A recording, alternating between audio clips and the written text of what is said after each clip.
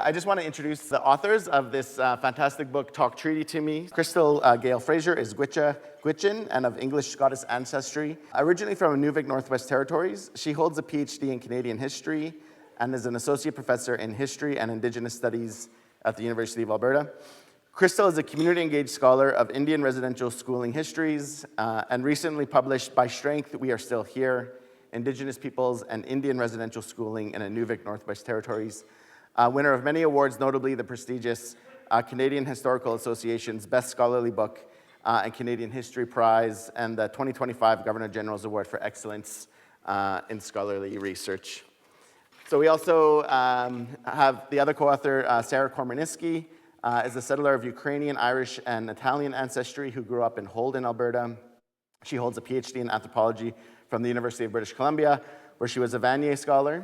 Sara is a researcher and public scholar based in Yellowknife, Northwest Territories, and she's the author of Mexicans in Alaska, an ethnography of mobility, place, and transnational life. So together, Crystal and Sara authored 150 Acts of Reconciliation in 2017, so this was for the Canada's 150-year anniversaries. Many of these are small everyday acts that average Canadians can undertake, while others are more provocative and intended to encourage people to think about Indigenous settler relationships in new ways. So their book, Talk Treaty to Me, Understanding the Basics of Treaties and Land in Canada, expands this public-facing work by offering an accessible and grounded guide to understanding treaties and land in Canada. Since its release, Talk Treaty to Me has become a national bestseller and is currently a national bestseller on, as reported by the Globe and Mail. I think second this week is what I'm hearing around. So please help me in welcoming Crystal and Sara.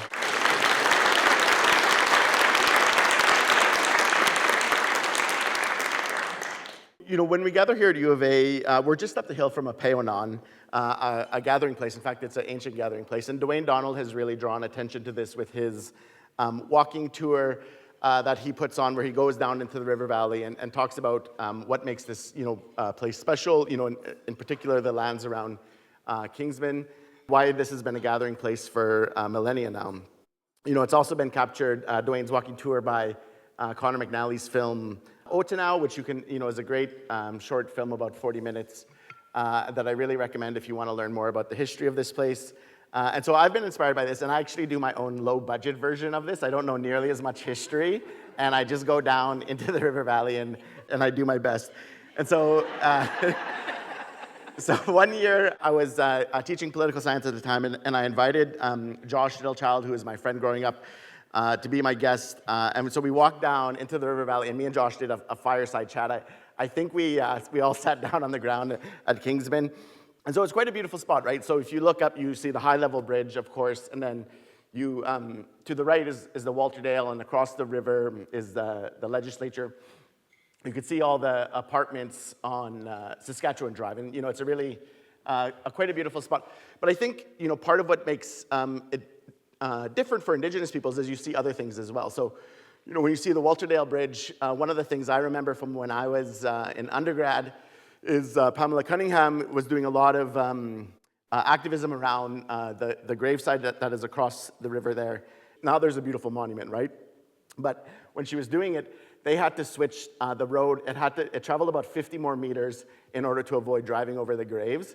And I remember her telling us a story about getting phoned at 10 o'clock at night by somebody who was irate that their commute was going to take longer, even though it would only take about 30 more seconds, and blaming Indigenous peoples for making things harder. When you're down there in the river valley as well, you see there's an ancient trail, and to the best of my knowledge, 106A Avenue that goes down under the bridge actually is part of that trail system, and that trail system was the old Calgary-Edmonton Trail, but also went all the way down to Santa Fe through an Indigenous trail network that was quite extensive on this side of the Rocky Mountains. And then when I see the high-level bridge, I'm reminded of being told about in undergrad how the main financial boosters of the high-level bridge were also engaged in Métis script manipulation, or Métis script fraud, which of course dispossessed Métis people of collective land bases in very significant ways, the legacies of which we still live with today. So back to the fireside chat with Josh Dillchild. We were doing this conversation in front of the class, and so I asked him, I'm like, something to the effect of, why is treaty important? He has this, at the time I find an outlandish response. He says, if you like your life today, all the things you like about your life, it's because of treaty. He makes this, this grand statement. The basis of the societies we've built is because of treaty, right? And so at the time I was like, let's dial it back a little bit here. Like maybe let's start off with, more baby steps around the importance of treaty.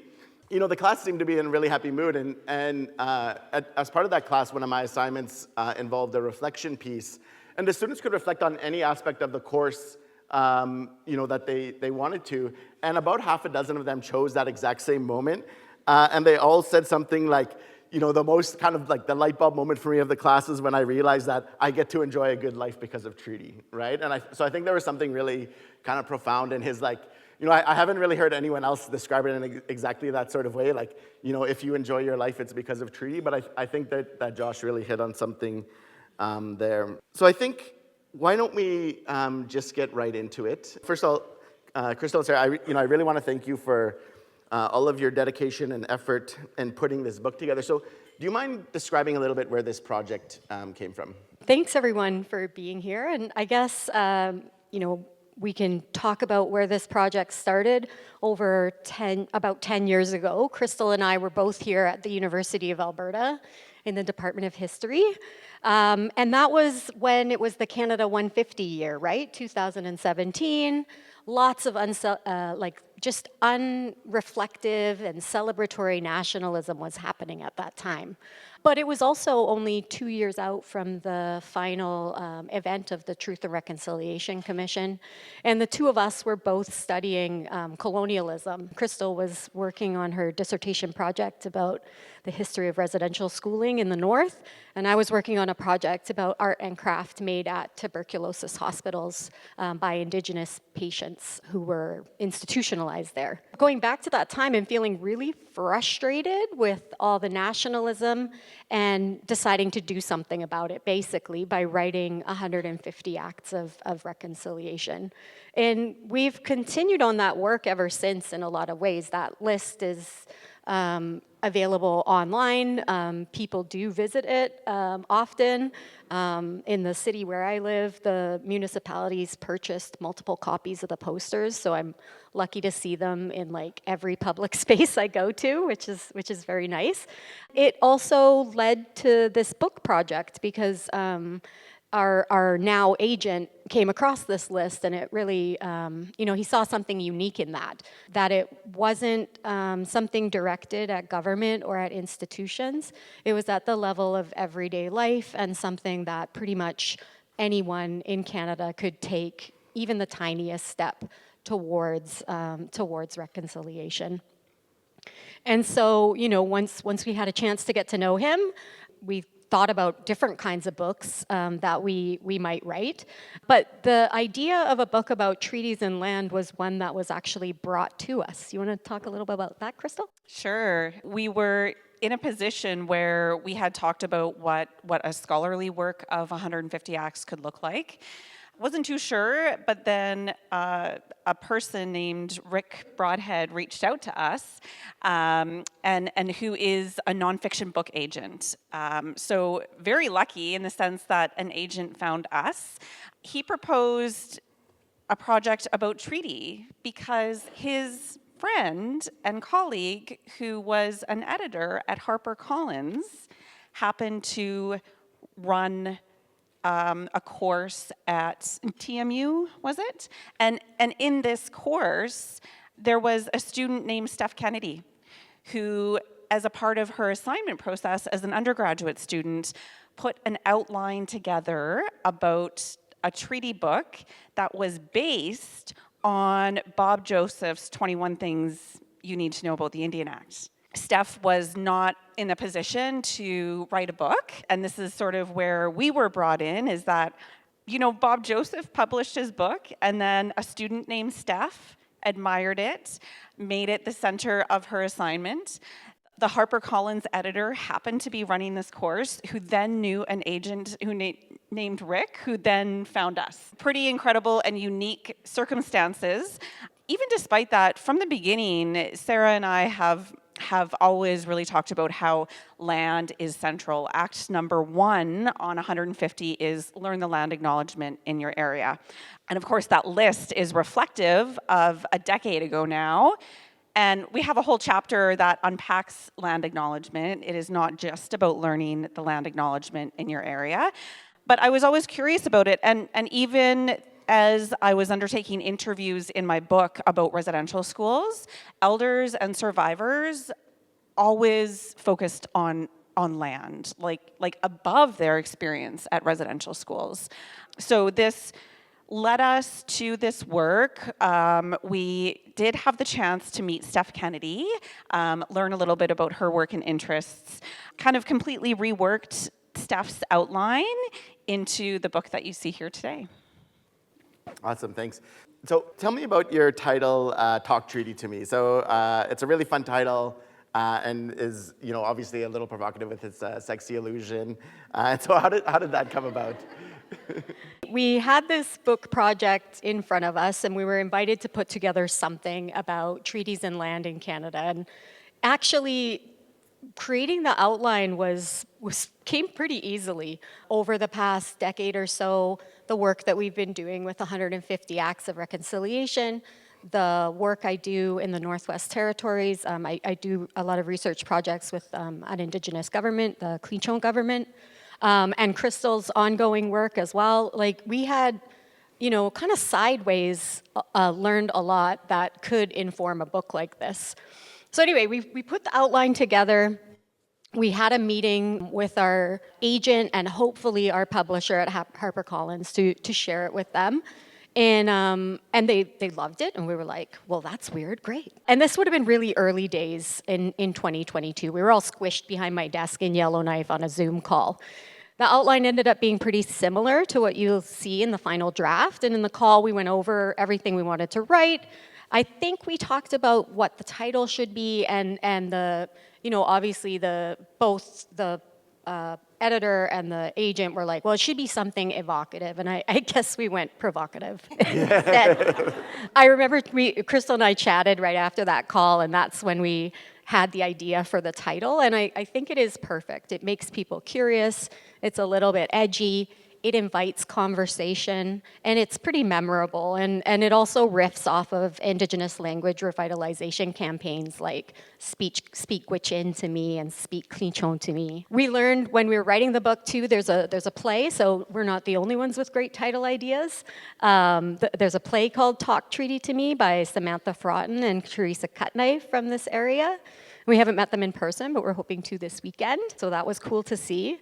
And it goes interesting places. Recently, the book's now up on all major booksellers, and as Matt said, it's been on some bestseller lists. And my friend texted me a picture recently of our book with some other suggested titles from Amazon, and it was like, Talk Nerdy to Me. And I was like, well, yeah, actually our book could probably be called that too. We are entering all markets. To me. And I was like, oh, probably not that one though. That's the story of the title, and it's been a lot of fun. Yeah. Is there anything that you think sums up what this book is about? This book is the wide scale and long depth of time scale view of treaty making in Canada, I'd say. It starts in time immemorial. It starts with treaties that Indigenous peoples made with land, with animals, and with each other in networks of trade and diplomacy on these lands. And then it moves into treaty making with the Crown and then Canada. And then it moves into the white supremacy and settler colonialism and the genocide that ensues. But it foregrounds the point that Indigenous peoples were knowledgeable about making treaty and came to the table with that knowledge. And actually, in some ways, made sure that agreements were made when newcomers arrived. But I think a good way to do this is maybe I'll read a little bit from the book. It'll give you a sense of how the book's written. And there's a handy section called About This Book that I'll read from. Since time immemorial, Indigenous peoples have had vibrant and complex relationships with each other. Sophisticated systems of Indigenous governance, laws, and politics guided policies, practices, and relationships. Indigenous nations and communities had their own sovereign political structures and formed confederacies. Indigenous peoples were political allies and economic, cultural, and spiritual partners, and folks blended their families by marrying into neighboring cultures and communities. Before the arrival of settlers, Indigenous peoples had a unique relationship with the land, including principles for and agreements on how they harvested, traversed, and shared it. The arrival of newcomers and the imposition of settler colonialism and genocide changed and eliminated some of those practices. In the chapters that follow, we start with Indigenous treaty making, then tell the story of treaty making between Indigenous peoples in Britain and then Canada over the centuries from the 1400s to today. Canada, in all of its forms, made treaties with Indigenous peoples, and each treaty was made under different circumstances and during different time periods. We discuss some of the confusion about how treaties were and are interpreted according to Indigenous and settler perspectives. We also write about how treaties have been dishonored and continue to be dishonored in Canada in many ways, from defining treaties as simple land ownership transactions, to not living up to promises, to implementing policies grounded in racism and intended to eliminate or assimilate Indigenous peoples, to not prioritizing modern treaty making or underfunding the implementation of modern treaties. We follow Cree and Saulteaux scholar Gina Starblinkett, who inspires us to use the treaty lens to better understand multiple issues and current events, and we look at mobility and gender from a treaty perspective as well. Treaty histories can be hard to access, and we must remember that no singular source or perspective provides a complete picture of the past. And every treaty is unique, with complex and diverse oral histories and archival and documentary records. Here, we only skim the surface of the depth of knowledge and understanding of each treaty. And when it comes to Indigenous histories of treaties, there are several additional challenges that can complicate the story we are able to tell. As one example, most written histories are from the perspective of men, more often non-Indigenous men the further back in history you go. This is not specific to treaty histories in Canada, it's true for history more generally. But we draw from scholarship, oral histories, and popular works in print and online to share stories of treaties on these lands. We are not trying to tell a complete history of treaty making, but we are trying to share the main points of the story, get readers interested in learning more, and share suggestions for how to do that. We are not treaty experts, and you don't have to be either. Each chapter tells its own story, of course, but there are several cross-cutting themes in the book. Language, violence, and gender are key elements of each chapter. As well, we write from and to Northern Canada, since that is where many of our connections and roots lie. At the same time, we take a global lens on treaty making in Canada, yet there is so much more to learn and explore. Great, thanks so much.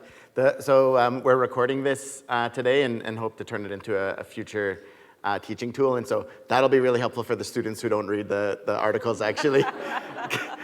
So for those students that were on, that was page 7 and 9, and now you at least have something to talk about in your small group discussions. So, so Krista, I've heard you be self-effacing about the book that you did no original research, but this focus on synthesizing secondary sources, it's also a style of research that's widely read by popular audiences. So I think we have the world history genre with popular but problematic texts like Guns, Germs, and Steel or Sapiens. In an Indigenous context, Ned Blackhawk's recent book, The Rediscovery of America, it really blew me away with its simple thesis that encounter, not discovery, is a better concept to understand American history.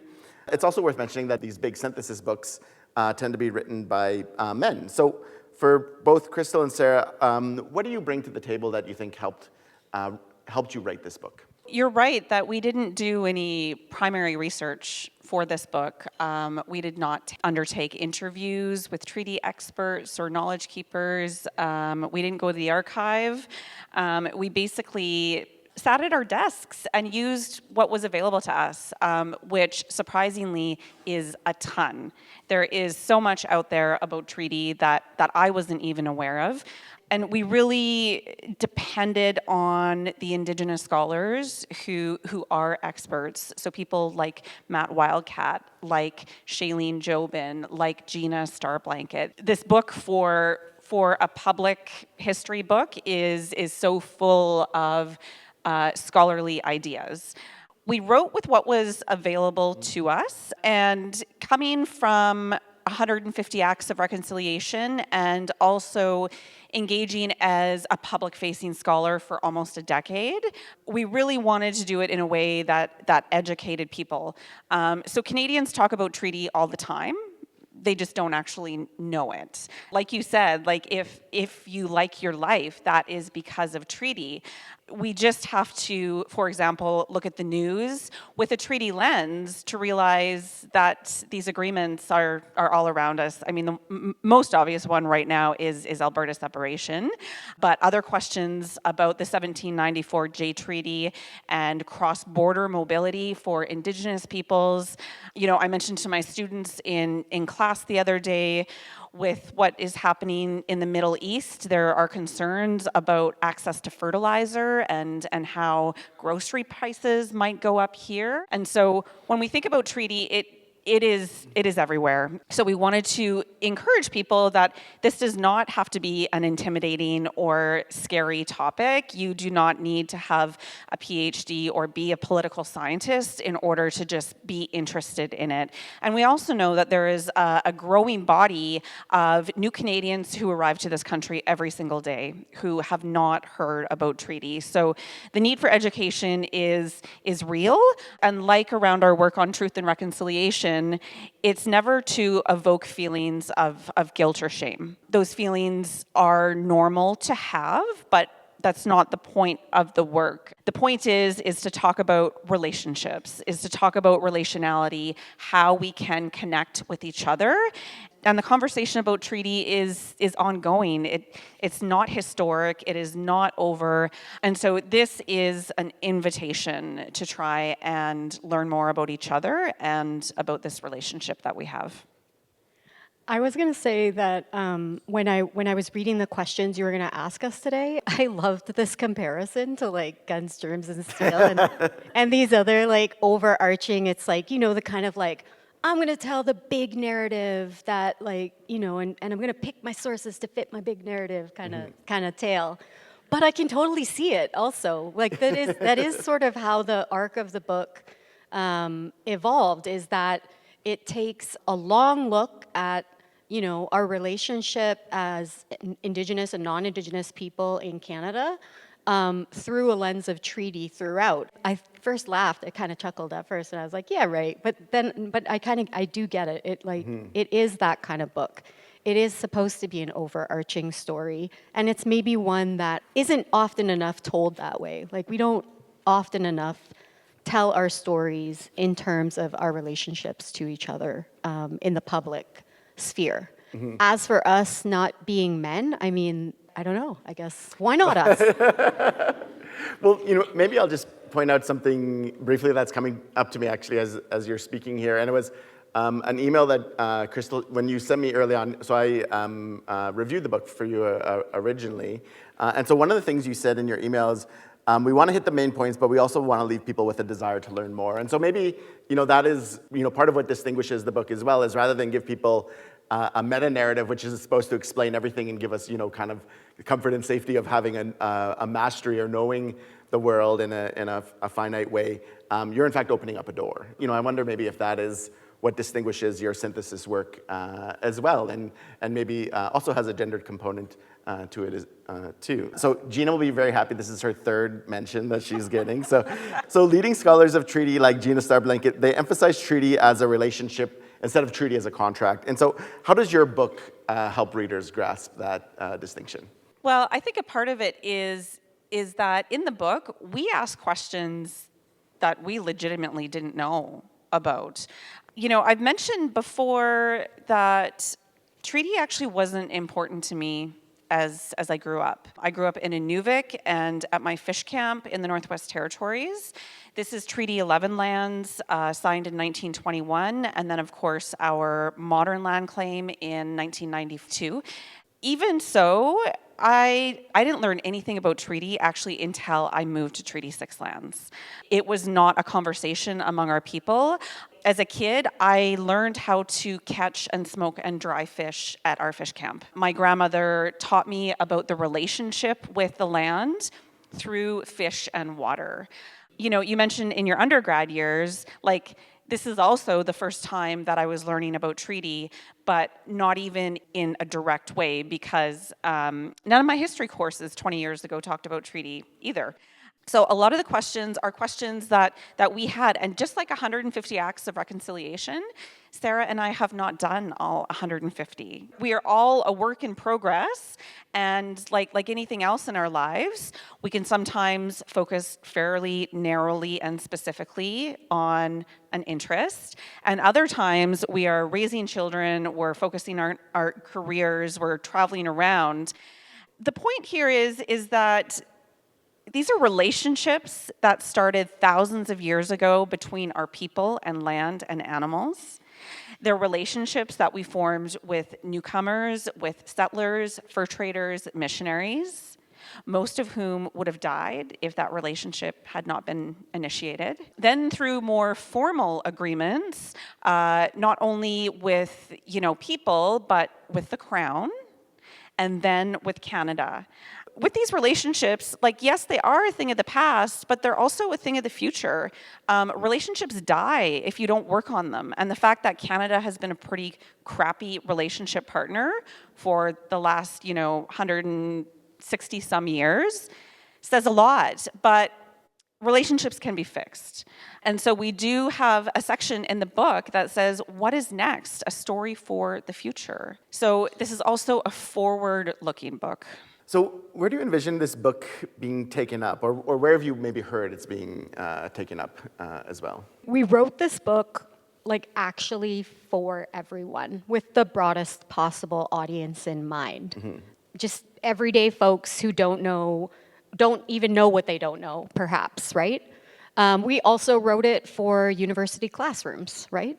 Crystal's an educator, and no doubt, you are too. Everybody would like to see a really introductory text for people to take up. I'm pleased that we seem to have hit that register, it's accessible enough that people who wouldn't usually pick up a book about treaty, I do hear friends and stuff like that, they're picking it up and they're reading through it and they're breezing through it. Actually, one of my friends says it has bestseller energy. This is so great. And it's great. But yeah, it was written with that broad as possible audience in mind, because, and as you'll see when you read the book, it is an invitation to everybody to see themselves as party to treaty in some way. Even acknowledging that, many Indigenous peoples didn't sign treaties or were excluded from treaties, it's still, you have a relationship to that story, right? And if you think about it as people, as individuals relating to each other, it can invite in potentially everybody. Crystal, where have you heard about it taken up? In the heritage sector,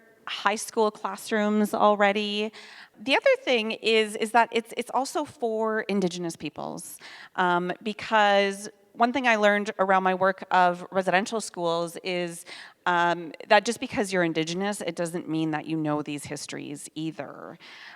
So it's also written for those in mind who are maybe negotiating modern treaties, who want to learn how to better take a treaty lens. Maybe they're asking questions about why they're on unceded lands. So it really is for everyone. And Sara recently inquired about how to come up with a children's version. Yeah, a young reader's edition for young people, in elementary and middle school kind of age. We also have an audiobook that has not been widely publicized, which is great. Yeah. As we talked about, there's so many things in everyday life, literally everything. If you think about how we were supposed to share the land, we were supposed to mutually benefit from our coexistence on these lands. And so that means questions like education, health, everyday things really, have to do with treaty. But I think the problem is, especially, modern treaties are so wrapped up in a very technical and legal process. Most of us don't have the tools to meaningfully participate, but I do think we can get those tools, right? And we can start somewhere by learning about, what is a treaty in the first place, what's the history of treaties, and build your way up learning about, in your own context, what are the kinds of conversations that are going on and how you could be a part of those. Mm-hmm. So you mentioned the audiobook. Is there anything else you want to say about the audiobook? Yeah, it's narrated by someone really cool. She has a band named Pixic. I'm really excited that she was able to narrate it for us. Yeah, so this would be a Nook throat singer, Tiffany Ayalik, originally from Yellowknife, Northwest Territories. We did our first launch in Yellowknife a couple of weeks ago. Had invited her, but of course she was in Germany throat singing. So if you do listen to the audiobook, you get to hear her really beautiful voice. Is there anything else people can help with? You discussed you're in need of ratings. Yeah, if you like the book, give it a good You're gonna like the book. review. Apparently that helps. I don't know. Give it the 5 stars. Apparently it helps with the online stuff that we don't know about, but we have been asked to ask you. That includes students listening to this later. I'm going to give some final words for myself. So, for me, I'm very proud to work at U of A because I see my work here at U of A is continuing on this ancient tradition of gathering here, right? From this Peonan that I talked about earlier, and it was meant as a gathering place. I think of U of A as an ongoing gathering place where people from many nations, from all over the world, come to gather and share knowledge and to create new knowledge as well. And so, I think for me, this book is really important because it helps us to understand the position of that Indigenous people continue to articulate for a society founded on treaty that seeks to ensure mutual flourishing for both parties, rather than a society founded on colonialism, where I think the basic definition of that is just where Canada continues to maintain a hierarchy with Indigenous peoples through a wide variety of means. And so I really want to thank you for the book. And so just as a close, is there any last things that you want to share? Well, I'd say that we are thrilled to continue the conversation, not only through questions, but also visiting afterwards. And I also think that, especially in this space, there is also a conversation to be had about what it's like to work with a popular publisher. That was very different, I think, for you as well, with our first single-authored books and what that experience has been like. Yeah. Mm-hmm. Sara? Yeah, I just like to thank you all again for joining us today. It's great to share space with you. And I wanted to say, too, that, this is a really hopeful book. And I think it's the kind of hope we need these days. These are weird times. And there's a lot in here that gives me hope for the future. So, I'll leave you with that. Great. I'm going to open it up questions from the audience.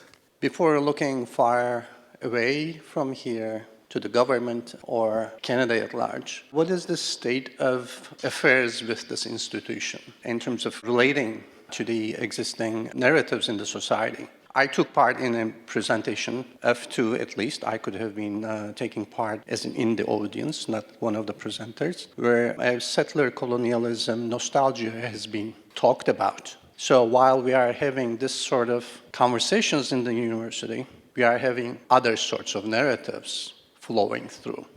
What do you think about it and how that works for the current situation of politics? I don't really know what to say, honestly, and for sure, there's all kinds of narratives out there. I'm pleased to have created something that counters some of that, and I'm committed to making it as available as possible and sharing as widely as I can. And again, to educating the next generation. I think, it's my children and my children's children. That's how we will make it better. And I also think that by carefully paying attention to these things, people will see what you reference. We see that the actions that the university actively takes, but also the ones that they don't. Upcoming on August 23rd is the 150th anniversary of Treaty 6. So it'll be an amazing celebration. Like Sara said, the book is about hope and celebration. This is a bigger story of genocide in Canada. And in order to do this work day in and day out, we just have to be hopeful, and we have to hold people accountable.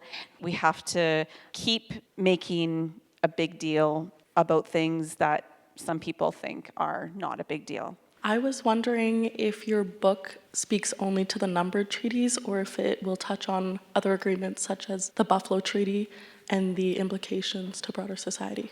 Yeah, it does. There's a chapter called Towards Shared Solidarities, and it looks at some of the ways that, or like what people are doing now to come together in a treaty spirit. And the Buffalo Treaty is part of that. And so we do talk about that and the treaty land sharing network on the prairies, like kind of potential of sometimes land acknowledgements. That's in there too somewhere. We try to cover what wasn't included in treaty as well. So like Crystal said, we talk about how unceded territories, like what's that story like? Why Inuit weren't included in treaty, and a little bit about a story of a refusal of treaty by the Inuvialuit, and the diverse story of Métis peoples as well, with script and other being left out of treaty and or excluded from treaty in other ways. There's lots in there, but we can't go into depth on any one thing. It's very overarching. I hope you'll see some of the things that you're looking for reflected in there. Yeah, and as an additional resource, I view this work as complementary to what the Yellowhead Institute is undertaking right now. They came out with their online treaty map a couple of years ago, or maybe a year ago. They've now updated it and added a new section on early treaties among Indigenous nations and land and animals. So this is all to say that there is a ton of resources out there that are often overlooked or maybe inaccessible or forgotten. We did our best to try and cover everything, which is impossible. Yeah, I should say too, there is an appendix in the back with a timeline. It's like a treaty timeline. It has dates for ancient treaties, historic treaties, all the way up to the present day, as well as like relevant, important events. So that's another really good resource potentially for people. Right up to 2025, we were like, but there's going to be another treaty signed. And they're like, I just wanted to ask a little bit about your publishing process, considering the content of what you were publishing and the colonial processes that I'm sure you had to deal with along the way. Could you just speak to a little bit to that, as I do have someone in my family who's currently trying to get published and has been navigating that and all the challenges with that? Well, I would say that we could not probably have done it, at least on this timeline, without our agent. They're just so helpful. Working with HarperCollins has also been a pleasure. I am surprised to hear myself say that. You make assumptions, and I mean, in many ways, the publishing industry in Canada is not for Indigenous peoples. But right from the beginning, they were flexible. I had asked that the 94 calls to action be acknowledged in the contract that we signed with them, and they took that away to their legal team and talked about it, and we came up with a solution that worked for everyone. Working with a popular press, of course, there is no peer review process, and this is where, as individuals, we invited Matt into the conversation, as well as lawyer Stephen Mussel, to give us the kind of fact-checking expertise, scholarly lens that we really needed. Matt specifically was so great around international law, like the doctrine of discovery. Stephen Mussel really pushed us to think about UNDRIP in a different way. So the process definitely balanced out that way. And then I guess in trying to reach a public audience, having HarperCollins, their wide and vast network and marketing power, I don't think the book would be on the bestsellers list if it wasn't for that relationship. Yeah, and I'll just add, I mean, they were willing to work with almost anything that was thrown their way. As one example, we were held up for a little bit because of the font, because we have lots of place names and nation names in Indigenous languages, which require different alphabets, right, than English. And so finding a font that was going to work took them quite a while, actually. But they did find one, and they solved that problem, and off we went. But it was in that kind of spirit, like that they approached this book, and we're so grateful to them. Just in working on the book for that, small amount with both of you. One of the things I was really struck by is you wanted it to have a broad reach, but you weren't afraid to shy away from, terms or anything either, right? Like you weren't afraid of that using a term like genocide might turn people off, right? So this is the title of chapter 9 is like towards shared solidarity is like such a hopeful title. And then I think the epigraph underneath is a good contrast. And then it says, how about instead of land acknowledgements, we do genocide acknowledgements? This is the tension that you're navigating. And so for me, one of the things I thought you were really thoughtful about is like, how do we discuss these dark history? These are very hard topics. And for Indigenous peoples, we continue to live with their effects, right? And so it's hard not to carry a certain amount. Anger, animosity, maybe even at times for, the current state of things. But, this book is an act of generosity where you really were wanting to invite people into a conversation as well, I guess, right? And there was really just, I thought, care and attention all the way along of like, how do we say these really difficult and hard truths in a way which opens up people to a conversation, however difficult it might be, rather than be a conversation ender. Exactly, and I think that's an important nuance in reaching a big audience is that you can't scare them away. And so we open the book, I'm just reading from page 1, Agwinzi, welcome, it's good to see you. In this book, we invite you to talk treaty with us. Maybe grab a cup of tea and sit around the kitchen table with an open mind. We'll tell you what we've learned about what treaties are and how they were made, what meaning they hold, and how we can talk treaty together. Like treaty, this is a relationship. This is a way to have a conversation, a way to sit down, on terms that we're both comfortable with. I think too, like we wanted to have other voices in the conversation in the book as well. And so each chapter starts with an epigraph. It's a artist, musician, thinker, all Indigenous thinkers, artists, musicians.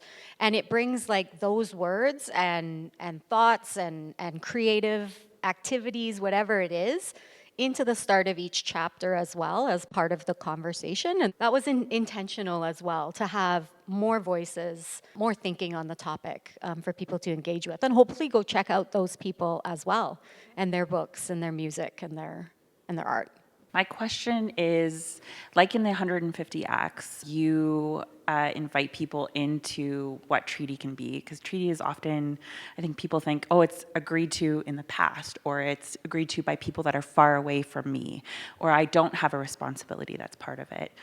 So I'm wondering if you could share some everyday acts that people can consider to make themselves part of this treaty relationship on an everyday personal scale. Yeah, and this can start off really pretty easily. It's like, learn what treaty area you live in, right? That's a great first way to start living treaty. And then from there, read about it. Talk to people about it who are knowledgeable about that treaty. Learn what you can. And then from there, I think you can bring it into the kinds of, I guess, even professional and personal relationships that you have. One time I was working on a project, it was a journal project in the Northwest Territories, and it was sharing, all kinds of written work by Northerners. It was very cool. I was very proud of it. Our editorial committee included elders, it included scholars, and it included everyday folks as well. And one of those people was John B. Zoe, who's a Clincho man, an elder, and knowledgeable about treaties himself. He was the chief land claims negotiator for the Clincho government, resulting in the Clincho Land Claim and Self-Government Treaty, and now the Clincho government. And he said, well, on this project, what we can do is we can make our own treaty, which I took him to mean we will figure out together how we're going to work collectively.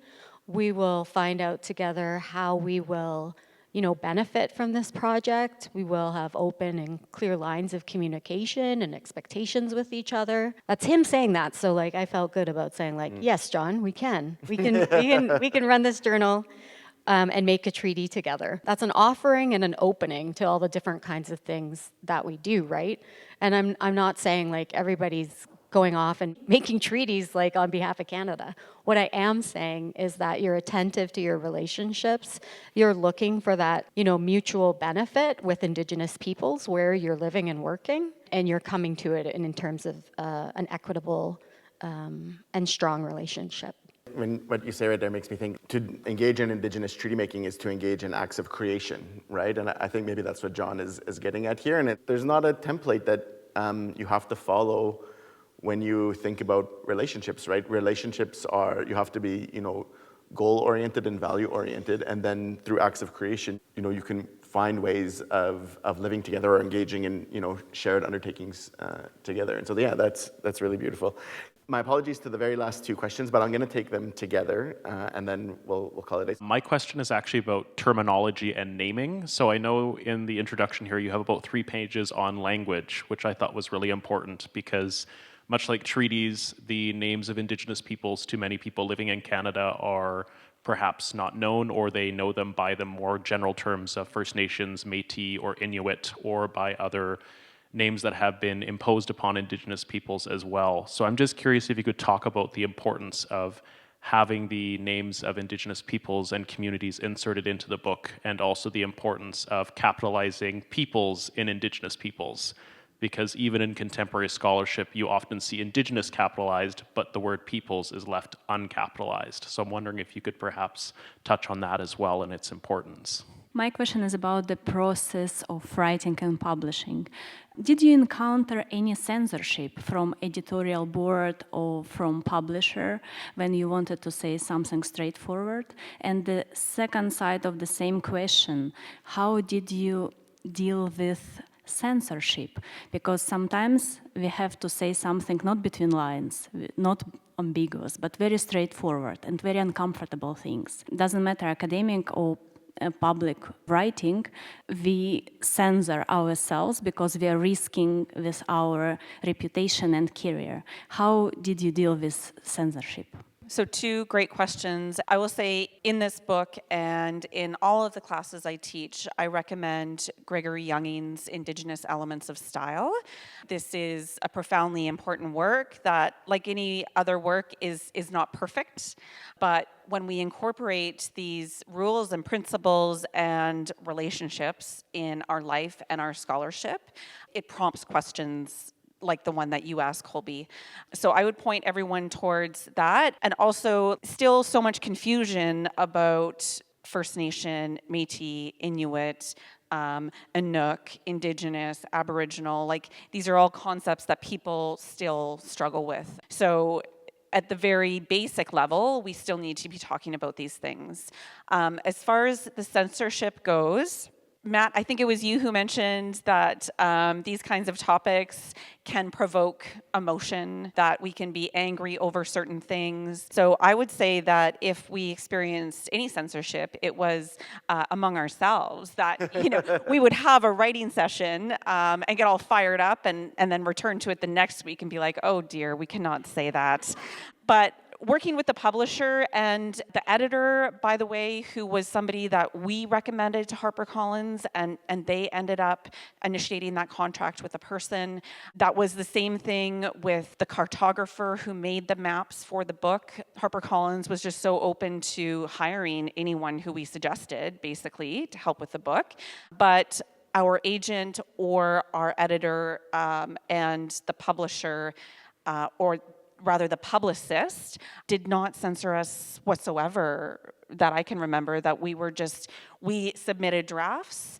The drafts would come back annotated, but it was never like, you cannot say genocide or you cannot talk about this. Our ideas were our own, and we were supported in that. I think one of the pieces of advice I gave to you is that, when people learn about these histories, which are, very difficult to process, especially for many people learning it the first time, I think one of the ways in which people process it is to feel that it's an attack on an identity that they're a part of. And I said, then it produces an emotional reaction if people feel that their identities are under attack. And I think the part of the delicateness of working through this was, how do you discuss these histories and then look at how is that tension between people's identity being interrogated while at the same time asking those identities to change over time, right? And so it's like, that tension between people being able to enter into the book, I think,